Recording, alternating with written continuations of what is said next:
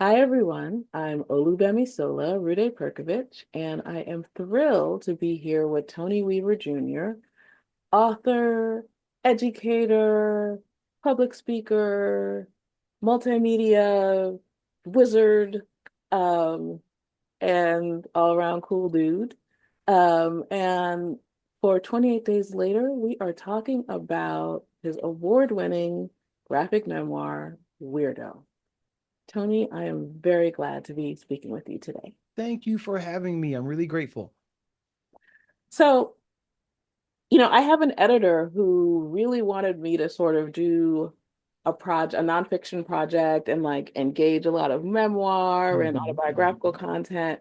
And I was really leery of it and didn't feel comfortable with it and struggled with it a lot. And I'd love to hear from you sort of how you got into the writing of a project that was very personal in a lot of ways.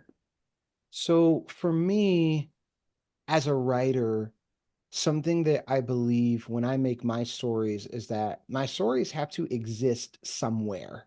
When I write things, when I create things, I'm very cognizant of the fact that they have to live somewhere. Some people have a story that pops into their head and they say, I love it. The story needs to be in the world, so I'm going to go write it and make it. But for me, the desire doesn't really start to bubble up until I know where it's going to live. What part of the bookstore is it going to be on? What shelf is it going to be on? Who's my target audience? Blah, blah, blah, that sort of thing. Okay. So when I decided that I was going to write a book, I kind of looked at the state of the industry and I did this thing that I do called writing to the deficit, Hmm. where I sit like writing when you don't read is like speaking and never listening to anybody else. Can you imagine if you were at a party and there was a guy that just talked the whole time, never stopped to listen to what anybody had to say? Yes. Um, I hope that I am never that arrogant or out of touch to do something like that. So when I'm writing, I go read everybody's stuff. So if I'm writing a middle grade graphic novel, cool. I'm reading all of them. All the free ones that my publisher will give me, all the ones that were on the New York Times, all the ones that got the awards, if it got a Newbery, if it got a CSK, I'm reading every single one. And as I read it, something will pop into my head that'll go, oh, I wonder why they don't talk about that. Or, oh, I wonder why this didn't pop up. Or, oh, I wonder why there aren't any characters like this. Um, and as I kind of did that, what I realized was that the story that I felt was truly missing was one that was my own. Mm. And not just metaphorically in this case, literally in this case, because Weirdo is a memoir. So it's literally my story. But I felt like we weren't talking enough about youth mental health, but also not talking about it with the weight that it deserves. Mm. Very often in publishing, a thing that people like to do is that they vaguely motion towards a problem that exists and then leave everything else up for interpretation.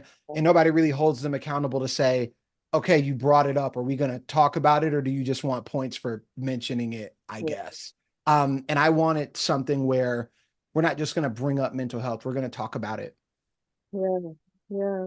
So I'm curious. So that reading that you did, what were some of the things that stood out that you remember that you were like, oh, okay, I can maybe pull from this or be inspired by this, but I'm still doing my own thing.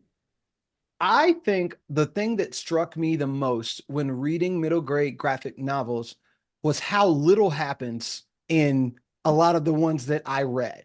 Like from page 0 to page 250, if you actually jot out the sequence of events, like what happens, where do they go, who do they talk to, what do they do, very often, like not a lot happens. It's like point A to point B. And it's not just in graphic novels too. It's in prose. It's in prose as well. A lot of middle grade prose. I read it and I go, I've been here for 200 pages. I don't feel like we've actually done anything. Have we actually like gone anywhere? And I think that what it is like it's no disrespect to those people or like there's anything wrong with the way that they write. But since I'm an anime guy, Yeah. in anime a lot happens. You got to justify me watching. Like if you go look at My Hero Academia, the first 3 episodes of My Hero Academia, Deku is a quirkless boy who has no abilities. We find out about his backstory. He meets his hero while trying to save his friend. He almost dies, gets invited to this school, decide that he's going to attend the school, then almost gets kicked out of the school. And basically, like the first 3 episodes, which in the manga would be like the first volume, really, the first like 160 pages. So for me, my big thing, the one of the things I noticed was I feel like there's room for more activity in here. There's room for more stuff. Weirdo as a book, we talk about mental health, but the components of the book where I'm struggling the most and where I ultimately have that suicide attempt, all Yeah. that happens in the first 3 chapters of the book. Yeah. There are many variations of Weirdo where that would be the whole book, where Yeah. we'd spend 200 to 250 pages learning about all the different ways that a kid can get bullied, and then have some like random positive message at the end, and that's it. That's the Yeah. end. Yeah. Um, and I wanted to do something more than that. Yeah. Yeah, it's funny. So do you ever, so sometimes when I'm either stuck with writing or getting started on a project, I do take down some of the my favorites or Mhm, some comp books or things and really try and break them down and look at mhm, like, okay, what did they do in this part to get from this to this? What did mhm, they do? mhm. So did you do that with a lot of the anime that you loved as you were writing Weirdo? 100%. One thing as a storyteller that I really love that like gets my blood going is I love a good structure, man. Yeah, Structure is just good. And yeah, I'm not just talking about hero's journey. I'm talking about like how are you going to structure the story? I remember reading Jason Reynolds' Long Way Down for the first time. It's yeah, a novel in verse, and I'm reading, and I didn't look up anything about it. I just knew that it was Jason, and like that's my OG for real. Like that's Big Brother for me. I'm like, Jason wrote it, I'm reading it. It is what it is.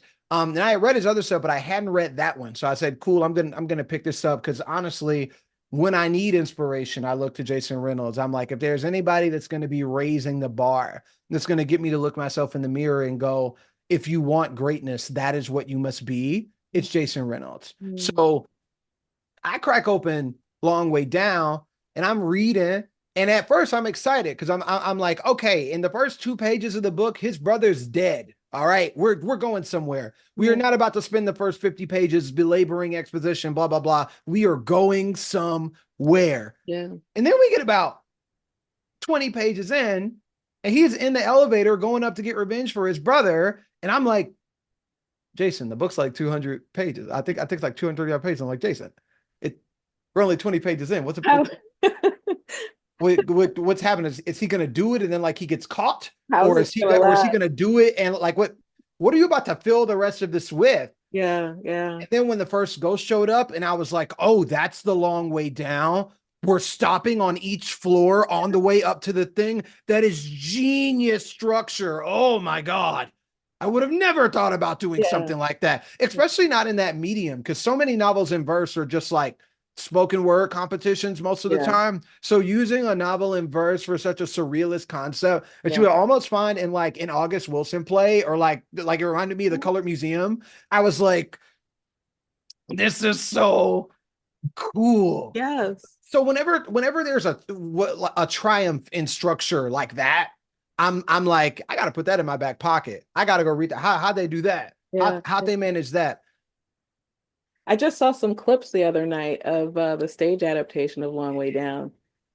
That is going to be fantastic. When I found out that one was happening, I was like, honestly, checks out because you get the right theater major on this, and they going Yeah, as yeah, a theater major myself. One of my degrees is a BFA in acting. I said, listen, you get a theater major on this, it's about to go down.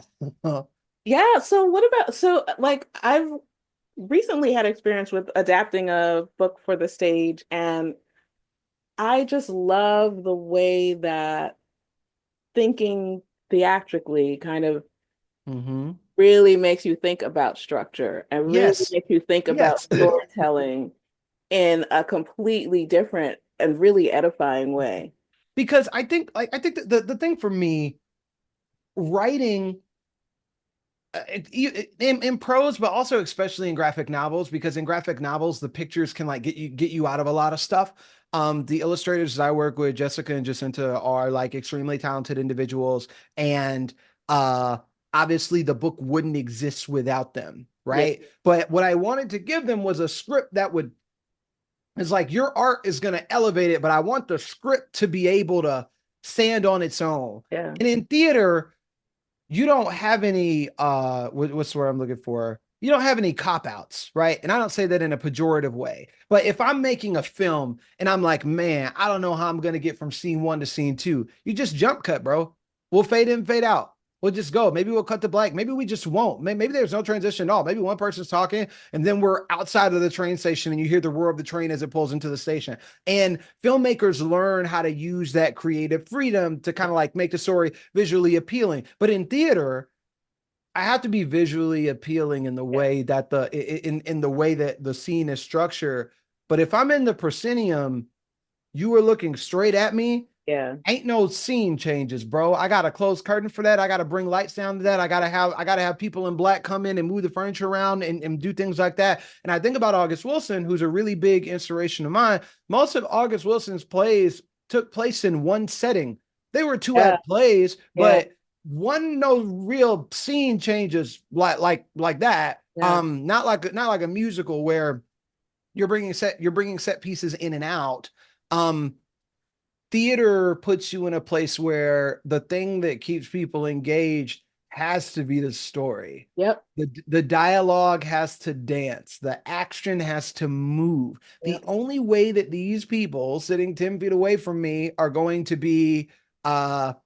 are going to be engaged in what's happening is if the words carry their weight. Yeah. And in writing, that's something that I always attempt to do. It's like there are ways I can like get out of it, but at a base level, the words have to carry their own weight.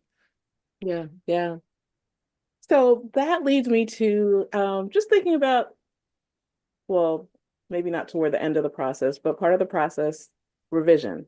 Yeah. Um, how do you work out figuring out which words carry the most weight?